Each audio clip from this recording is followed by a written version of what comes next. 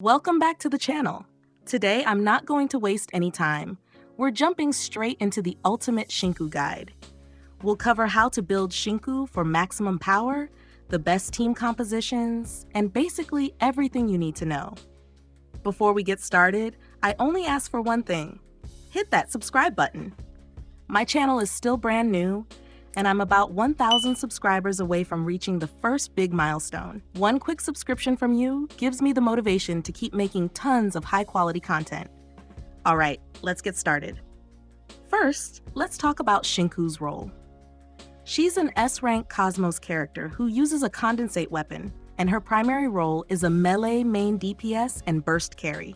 In other words, she's designed to be the character that carries your entire team, not just someone who deals a bit of extra damage on the side. The most exciting part about Shinku is her incredibly satisfying dual form mechanic. You build resources in her normal state, and once the conditions are met, she transforms into Surging Crimson, where her AoE damage absolutely explodes. Now let's dive deeper into her skill mechanics, because this is the part that often confuses new players. Shinku doesn't use a standard energy system like most characters. Instead, she has her own unique gauges. The first one is Defiant Spirit, which is available in her normal state. Landing a full 5-hit basic attack combo or using her E-skill, High Speed Breach, will generate Defiant Spirit. This resource is what unlocks her ultimate. The second mechanic is Menacing Gaze, a passive that automatically gains stacks whenever Shinku remains on the field without attacking for 2 seconds, or when she performs a perfect dodge. The best combo is consuming these gaze stacks with an attack, triggering a massive burst called Instant Onslaught. Not only does it deal tremendous damage, but it also restores energy, making it one of the strongest parts of her kit. Once you activate her ultimate, Shinku enters the Surging Crimson state. This transformation only lasts 13 seconds, but this is where the real fireworks begin. During this state, her basic attack becomes Tidal Assault, allowing her to generate Fading Reason, also known as Lucid Edge, which enhances her redirect skills. The climax of her combo comes near the end of the transformation when she unleashes Crimson Judgment, which can chain up to 3 or 4 dashes before finishing with Dragonflame Verdict, a gigantic laser attack. This ability is absolutely gorgeous and one of the best-looking finishers in the game.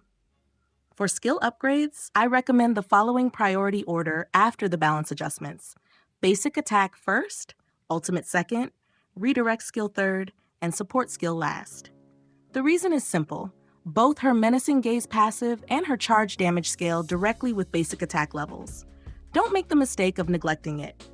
Many players rush ultimate upgrades first because it looks impressive, only to wonder why their damage feels underwhelming later. Now for the part everyone has been waiting for, the build. For arcs, which are essentially her weapons, the undisputed best in slot is Blushing Mirage. This is Shinku's signature arc and provides crit rate, ATK %, and most importantly, a massive 32% Cosmos damage bonus, plus an additional 12% armor penetration after using her ultimate. It's an absurdly powerful weapon for a main DPS. If you don't have her signature, don't worry. A strong alternative 5-star option is what's desired: Chaos's signature arc, which offers high ATK, solid crit rate, and an extra 40% crit damage after using skills or ultimate abilities. It's more than capable of carrying your team. For dedicated F2P players, A Time Will Come is a respectable option, providing 20% crit rate along with ATK, DEF, and HP buffs. Just keep in mind that it performs best in multi-element teams, which actually fits Shinku quite well since she needs to trigger charge reactions. If you purchase the Battle Pass, Fluff of Ferocity is also a decent choice thanks to its synergy with Shinku's rapid multi-hit playstyle and crit damage stacking. As for cartridges, there's very little debate here. Lost Radiance is the set you want, especially for serious endgame builds. The 2-piece bonus grants 10% Cosmos damage, while the full 4-piece bonus provides 25% armor penetration against enemies for 20 seconds after using ultimate.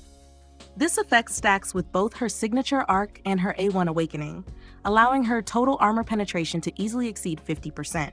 That makes her exceptionally effective against high defense bosses. For main stats, prioritize crit rate above everything else. Aim for the classic 1-to-2 crit rate to crit damage ratio, then focus on Cosmos damage and ATK%. For substats, the priority order is crit rate, crit damage, ATK%, universal damage, and finally cycle intensity. Next comes a system that many players overlook even though it's extremely important: modules, or what many players jokingly call the Tetris system. Shinku has a unique advantage where every Type 3 module, the ones that occupy 3 slots, grants her an additional 16% crit damage. Because of this, the smartest strategy is to manually rearrange her 20-slot grid to fit as many Type 3 modules as possible. Don't rely on the game's auto-arrange function.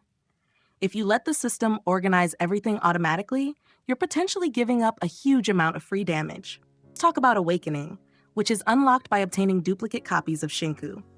At A0, she's still perfectly playable, but she can feel a little underwhelming, especially before you reach level 45. At A1, she gains an additional 12% armor penetration.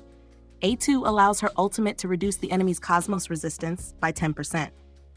Then comes A3, which is an incredibly valuable breakpoint. At this stage, Shinku can continue storing and generating menacing gaze stacks even while she's off the field, turning her into an incredibly smooth quick-swap DPS who can constantly rotate between teammates without sacrificing damage. A4 increases her maximum menacing gaze stacks to 16, and once you reach the full 16 stacks, her nuke will also stun enemies while instantly restoring Esper Cycle for the entire team, making it extremely useful. A5 greatly improves Shinku's survivability by increasing her defense, boosting her interrupt resistance, and even giving her self-healing whenever she uses her skills. Finally, A6 increases the damage multiplier of her finishing attacks by 30% and adds a crowd-pulling effect whenever she activates her ultimate. One unique feature of this game is that you can freely choose your awakening upgrades. So if you only have enough resources for a single awakening, I think A4, A5, or A6 are all excellent choices depending on what you need. Now let's move on to team compositions, because this is one of the most important parts of playing Shinku. She isn't the type of character who can carry entirely on her own. Instead, she relies heavily on the charge reaction, which is triggered by combining Lakshana, Cosmos, and Anima characters. This reaction restores ultimate energy for the entire team, while also activating Shinku's powerful passive AoE explosions. Her current best-in-slot lineup is what many players jokingly call the Exodia team, consisting of Shinku, the Zero version of the main character, Skia, and Nanalie. Zero is almost irreplaceable because of how quickly he accelerates the team's Esper cycle. Skia is generally preferred over Hathor because her Remora effect lasts between 15 and 17 seconds, giving Nanalie's Blossom enough time to deal its full damage. As for Nanalie, she's currently the best Anima teammate for this composition because she transfers her Blossom to Shinku, increasing Shinku's crit rate while also allowing Shinku's charge passive to trigger twice as often. The synergy is absolutely incredible. If you're a budget F2P player or simply don't have Nanalie yet, a solid alternative is Shinku, Skia, Zero, and Mint. The performance is surprisingly close to the premium version. I'll also give you a little spoiler for the future. Iroy, who is expected to release during the upcoming Phase 2 banner, looks like she's practically designed to be Shinku's dedicated support. Based on what we know so far, she may be able to double Nanalie's Blossom duration while providing several powerful buffs. So if you're planning to main Shinku, I highly recommend saving your resources for Iroy. Now let's talk about real combat, specifically the optimized sweaty rotation for players who want to squeeze every bit of damage out of Shinku. Before entering combat, you should wait until you've accumulated either 8 or 16 menacing gaze stacks. Start by swapping into Shinku and immediately using high-speed breach to trigger instant onslaught while filling your cycle gauge, then swap her back out right away. Next comes the setup phase. Switch to Skia, use her ultimate first, then her skill, and swap out. Move to Zero and repeat the exact same sequence: ultimate, skill, then swap. Do the same with Nanalie: ultimate, skill, and swap out as quickly as possible to minimize field time. Once everyone has finished setting up their buffs, swap back to Shinku and activate her ultimate. During Surging Crimson, continuously spam basic attacks together with her enhanced skills, aiming to fit around 5 skill casts into the transformation. As the ultimate duration is about to expire, repeatedly press the ultimate button to perform the 3 Crimson Judgment dashes before finishing everything off with the legendary Dragon Flame Verdict laser. If you execute the timing correctly, this combo delivers absolutely ridiculous damage. Finally, let me share a few tips for all the dedicated Shinku fans out there. The first is a common trap that catches many new players. Shinku scales multiplicatively rather than linearly, so at level 60, if your gear is still mediocre, she'll actually feel weaker than more straightforward Unga Bunga DPS characters like Lacrimosa or Nanali that can deal respectable damage with minimal investment. Don't get discouraged. Shinku only truly shines once you've built enough crit rate and completed a proper module setup. Once you invest in her correctly, she transforms into an entirely different monster. Second, if you enjoy exploring the open world, Shinku is arguably the best climber in the game. Simply holding the dodge button lets her run up walls and move around incredibly quickly, making exploration and farming much more convenient. Finally, if you care about the game's management systems, don't forget that Shinku can significantly increase your cafe income when assigned to serve 3 different drinks. On top of that, if you enjoy mahjong, she also provides additional city stamina efficiency, helping you burn through your daily 700 stamina much faster. And that wraps up just about everything you need to know to build the ultimate Shinku from A to Z. From her skill mechanics, upgrade priority, arcs, cartridges, modules, and awakenings, all the way to team compositions and optimal combat rotations. If this guide helped you out, don't forget to leave a like to support the channel.